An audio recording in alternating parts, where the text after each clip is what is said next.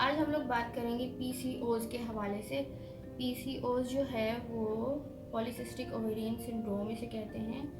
ये बहुत कॉमन एक डिसऑर्डर है जो कि women of child bearing age, reproductive age जिनकी होती है, उन औरतों को होता है ये फ्रॉम लाइक 44 कौन सा है रिप्रोडक्टिव एज लाइक 12 से 44 ईयर्स की उम्र तक की औरतों में ये पाया जा सकता है। और 70% औरतों ख़वातीन को होता है ये, but they don't know about it. उनको पता नहीं होता कि उनको है, क्योंकि सिम्टम्स को रिकग्नाइज नहीं कर पाती हैं मेजॉरिटी ऑफ द ख़वातीन। और इसका जो है बेसिकली इसमें मसला क्या होता है कि इसके अंदर हमारे हार्मोन्स जो होते हैं बॉडी के, वो डिसरेगुलेटेड होते हैं। तो हमारी बॉडी में बेसिकली कुछ हार्मोन्स होते हैं जो हमारी ओवरीज सिक्रीट करती हैं, और वो हार्मोन्स जो हैं वो, और पिट्यूटरी ग्लैंड होता है हमारा बेस ऑफ द ब्रेन के नीचे, उससे हार्मोन सिक्रीट होते हैं। तो हार्मोनल इम्बैलेंस की वजह से ये बेसिकली सिम्टम्स क्रिएट करता है। और इसमें जो हार्मोन्स इम्बैलेंस्ड होते हैं, high levels of oestrogen, androgens और ल्यूटिनाइजिंग हार्मोन होता है, वो इसमें बढ़ा हुआ होता है। हमारे ब्रेन के नीचे एक पिट्यूटरी ग्लैंड है।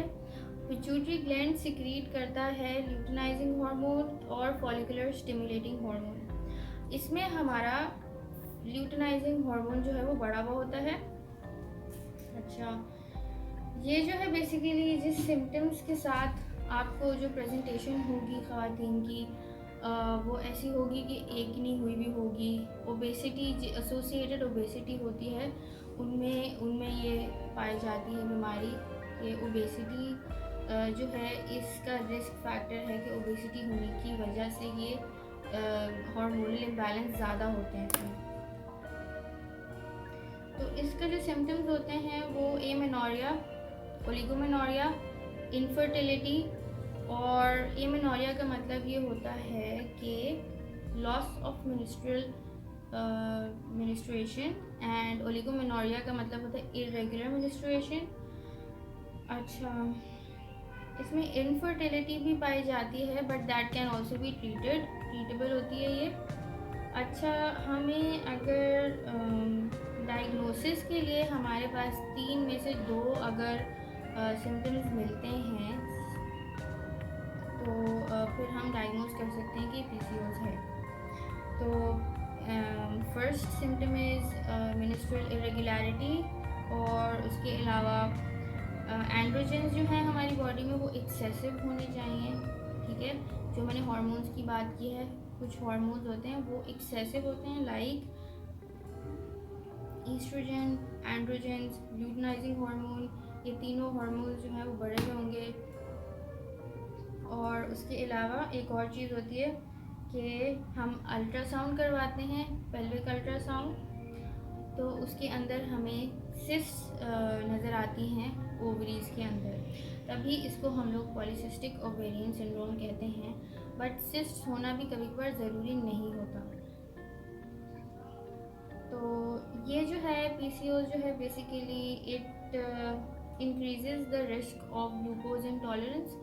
इसकी वजह से आप प्रीडिस्पोज हो जाते हैं टाइप 2 डायबिटीज़ की तरफ प्रीडिस्पोज हो सकते हैं, क्योंकि इसके अंदर हार्मोनल इम्बैलेंस होने की वजह से, ओबेसिटी होने की वजह से इंसुलिन जो है वो रेजिस्टेंस हो जाती है बॉडी में।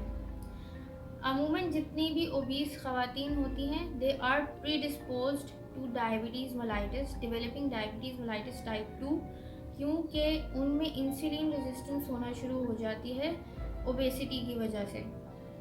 तो यहाँ पे भी हमारे पास ओबेसिटी है, और यहाँ पे भी ओबेसिटी की वजह से इंसुलिन रेजिस्टेंस हो रही है। और जब इंसुलिन रेजिस्टेंस होती है, हमारे बॉडी में इंसुलिन मौजूद होती है, पर उसके जो रिसेप्टर्स होते हैं उस पर इंसुलिन जाके नहीं लगती, वो ब्लड में ही रहती है। तो हाई लेवल्स ऑफ इंसुलिन होता है आपके ब्लड में, बट उससे ये होता है कि उससे एंड्रोजन्स जो होते हैं आपके वो डिसरेगुलेट हो जाते हैं और उन एंड्रोजन्स की वजह से फिर यही इश्यूज होते हैं कि आपकी कुछ एंड्रोजन्स हमारी बॉडी में कुछ हार्मोन्स हैं जिनकी मैं बात कर रही हूँ, लाइक ईस्ट्रोजन हो गया। वो अगर आप ओबीस हैं तो ईस्ट्रोजन की वजह से फैट में जाके वो ईस्ट्रॉल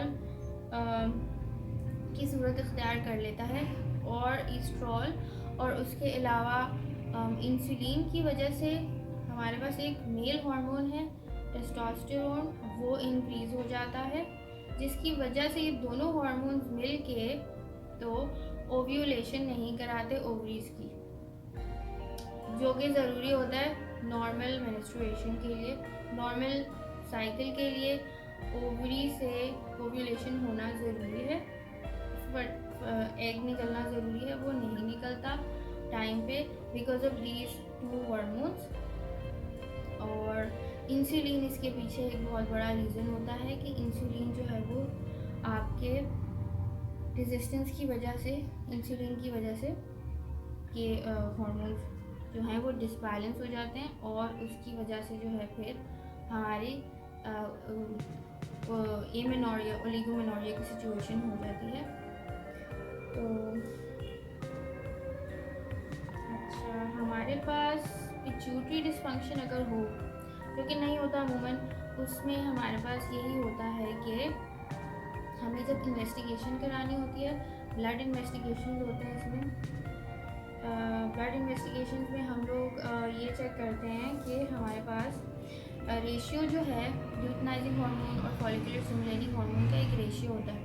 ल्यूटिनाइजिंग हार्मोन बढ़ा हुआ होता है as compared to follicular stimulating hormone. ये पिट्यूटरी डिस्फंक्शन में भी हो सकता है, बट जैसे कि मैंने आपको बताया कि ल्यूटिनाइजिंग हार्मोन जो है वो बेसिकली इसीलिए बढ़ा हुआ होता है क्योंकि आप ओबीस होते हो और ओबेसिटी की वजह से आपका जो नॉर्मल ओवरी से ईस्ट्रोजन निकल रहा होता है वो फैट में जाके ईस्ट्रॉल की सूरत में कन्वर्ट हो रहा होता है और बढ़ रहा होता है, उसकी वजह से वो इफ़ेक्ट कर रहा होता है आपकी इंक्रीज़ कर रहा होता है ल्यूटिनाइजिंग हार्मोन पिट्यूटरी ग्लैंड का। तो ल्यूटिनाइजिंग हार्मोन जब ओवरीज को कॉन्स्टेंटली स्टिमुलेट करता है जाके, तो it results in an ovulation, कि ओव्यूलेशन नहीं होती जिसकी वजह से प्रॉपर मेंस्ट्रुएशन नहीं होती और इरेगुलरिटी आ जाती है आपके मेंस्ट्रुएशन में। ओके और जब हमारी इरेगुलरिटी आ जाती है तो एंडोमेट्रियल, जो कि endometrium is a lining in your uterus, जो कि शेड होती है ड्यूरिंग मेंस्ट्रुएशन। अब होता ये है कि जब एंडोमेट्रियम शेड नहीं होती तो it causes thickening of the endometrium, और एंडोमेट्रियम थिकनिंग की वजह से that is a predisposing factor for endometrial carcinoma. It is very important कि आप हर महीने मेंस्ट्रुअल साइकिल से गुजरें। इफ़ दिस डजेंट हैपन कि आपका जो एंडोमेट्रियल थिकनिंग हो जाती है और वो कॉज करती है एंडोमेट्रियल कार्सिनोमा, तो this is a predisposing risk factor है ये कि ये भी हो सकता है। अच्छा, क्लिनिकल फीचर जो हमारी होती हैं, जो ख़वातीन हमारे पास आती हैं पीसीओज लेके, अमूमन उनके फेस पे बाल होते हैं या पूरे ओवरऑल बॉडी पे बाल जो होते हैं, हेयर जो होता है, उनका हेयर होता है उनकी बॉडी पे बहुत, मतलब मोटा बाल होते हैं उनके बहुत, जिसको हम लोग हिर्स्यूटिज्म कहते हैं। तो वो बाल हमारे पास बेसिकली ये एंड्रोजन के एक्सेस होने की वजह से, मेल हार्मोन एक्सेस होने की वजह से होते हैं। तो ये एक सिम्टम होता है, इनका साइन होता है।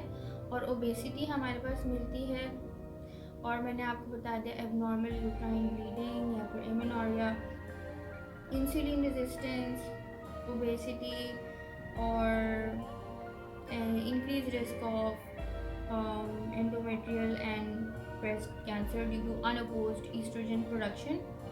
अच्छा, अब इसकी मैनेजमेंट बेसिकली ये होती है कि जैसे मैंने आपको बताया कि फैट जो है it is a very important component in creating oestrogen in our bodies.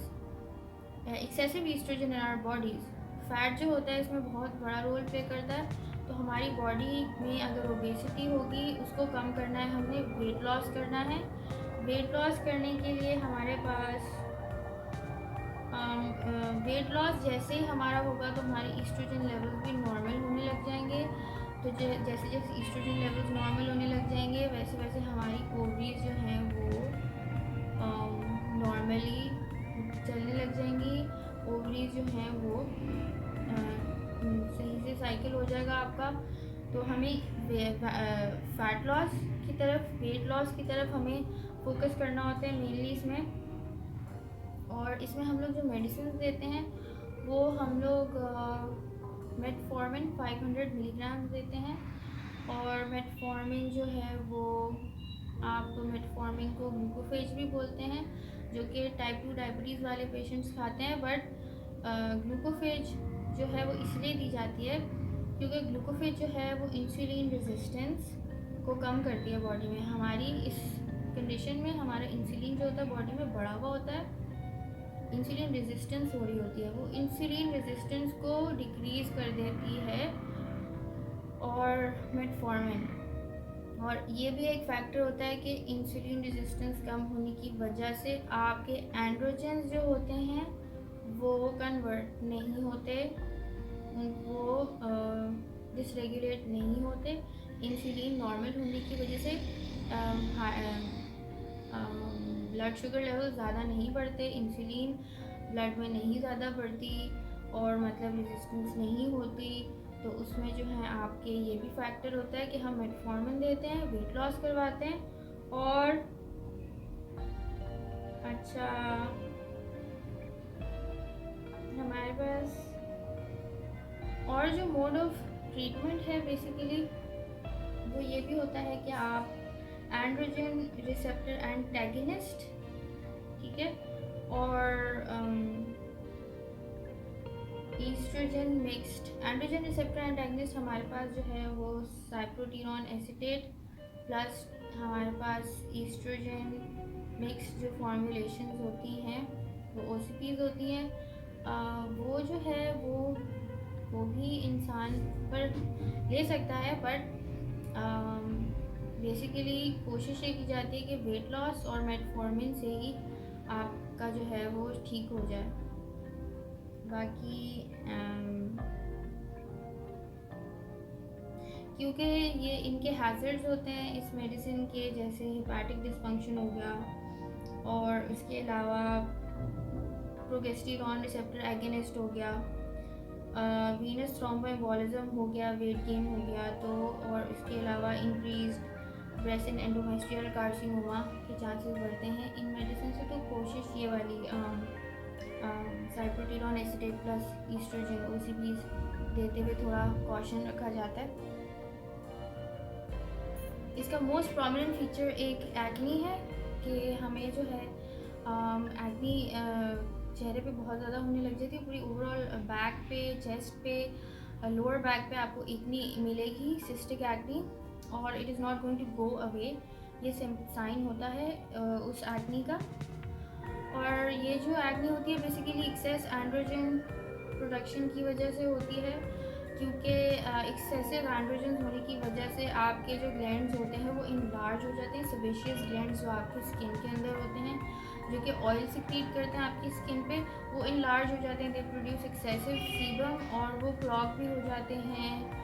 और सेल्यूलर स्किन का टर्नओवर ज़्यादा होता है due to excessive oil secretion. और ऊपर से जो आपका सुपर इम्पोज बैक्टीरियाज होते हैं हमारी स्किन के ऊपर ऑलरेडी, जो कि नॉन हार्मफुल होते हैं, बट वो क्योंकि एक्सेसिव ऑयल ईटिंग बैक्टीरियाज होते हैं, एक्सेसिव ऑयल की वजह से भी उनकी वजह से स्किन भी डिस्पोज हो जाती है टुवर्ड्स एक्नी। तो acne is a very common feature. और इसके लिए जो है हमें हार्मोन्स अपने बैलेंस, जैसे जैसे हम लोग वेट लॉस करते हैं हमारे हार्मोन्स बैलेंस होने लग जाते हैं। एंड इसके लिए हमें डाइट की ज़रूरत है, एक्सरसाइज की ज़रूरत है और अपनी फ़ैट लॉस की ज़रूरत है। और हमारे हार्मोन्स जैसे जैसे नॉर्मल होने लग जाएंगे। If this doesn't happen with weight loss और metformin, then you need to consult your gynaecologist. और योर डॉक्टर एंडोक्राइनोलॉजिस्ट, जिससे आप बात करके पूछ सकते हैं कि हम इसको किस तरह सॉल्व करें। तो फिर वो आपके मेडिसिन जो हैं वो आपको देंगे, जैसे भी करना होगा। बाकी फेशियल हेयर जो है वो एक्सेसिव एंड्रोजन्स की वजह से हो जाता है। फेशियल हेयर हमारे हिर्सुटिज्म जिसे कहते हैं, उसके लिए भी हमारे पास मेडिसिन आती हैं, क्रीम्स आती हैं टॉपिकल, वो आप लगाओ तो लाइक कुछ हफ्तों में उसका इफ़ेक्ट आने लग जाता है। बाकी यू कैन डू एब्लेशन या जो भी है।